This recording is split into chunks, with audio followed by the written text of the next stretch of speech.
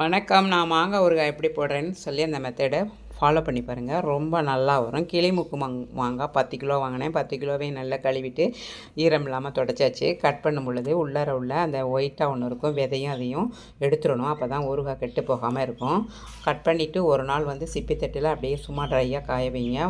அன்னைக்கு மறுபடியும் நம்ம அள்ளி வைக்கும் பொழுது 10 கைப்பிடி, ஒரு கிலோவுக்கு பெரும் கைப்பிடியாக 10 கைப்பிடி போடணும். நான் 10 கைப்பிடி போட்டு உப்பு போட்டு குலுக்கி நல்லா வச்சுட்டேன். அதை டெய்லி ஒரு 4-5 நாள் வெயிலில் அப்படிமா சிப்பி தட்டியில் அப்படியே அள்ளி வைக்கும்போது அந்த தண்ணி இருக்கும். அந்த தண்ணியை பத்திரமா வச்சுருந்து மறுநாள் அந்த தண்ணியோட தான் நம்ம சேர்த்துக்கணும், கீழே கொட்டக்கூடாது. அது 5 நாள் காஞ்சிச்சின்னா போதும். அதுக்கு பிறகு நல்லா செட்டாகும். செட்டான பிறகு நமக்கு இந்த மாதிரி ஒரு பக்குவம் கிடைக்கும். பாருங்கள், ஊறுகாய் பாருங்கள் எவ்வளோ சாஃப்டாக ஊறி வந்திருக்குன்ட்டு. இந்த அளவுக்கு ஊறிடுச்சு. இந்த மாதிரி ஒயிட்டாக உள்ளதான் நம்ம எடுத்துடணும், அந்த போடக்கூடாது. நம்ம ஊறும் பொழுதே நம்ம மஞ்சள் பொடி போட்டு சேர்த்து ஊற வச்சாச்சு. நான் எப்போ தேவையோ அப்போ மட்டும்தான் தாளிப்பு போட்டுக்குவேன். ஃபஸ்ட் டைம் தாளித்து பாப்பா வீட்டுக்கு பாருங்கள், ஃபஸ்ட் டைம் தயாரித்து பாப்பா வீட்டுக்கு கொடுத்தேன். அப்படியே தங்கச்சிக்கு கொடுத்தேன், ஆறாங்களுக்கு.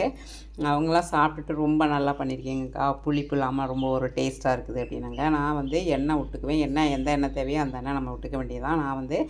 நான் கல்லெண்ணெயும் ரீபண்ட் ஆயிலும் மிக்ஸ் பண்ணி விட்டேன். கடுகு போட்டு வெடித்த பிறகு நம்ம ஆஃப் பண்ணிக்கணும்.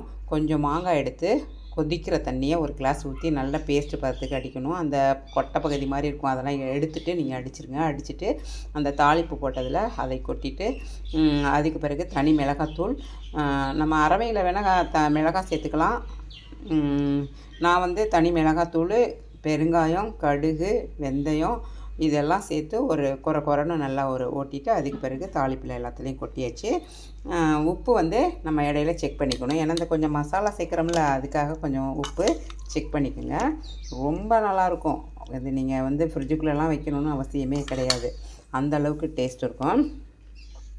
இப்போ நம்ம சும்மா சாதாரணமாக டப்பாவில் எடுத்துக்கலாம். என் ஃப்ரெண்டு ஒருத்தவங்க டிஃபன் பாக்ஸ் வைக்கும் பொழுது ஊறுகாய் ரொம்ப டெம்டேஷனாக இருக்குது, நல்லாயிருக்குன்னு சொல்லுவாங்க. அவங்களுக்கு கொடுக்க தான் கொஞ்சம் கான் ரெடி பண்ணியிருக்கிறேன், கொடுத்து விடலான்னு இருக்கேன்.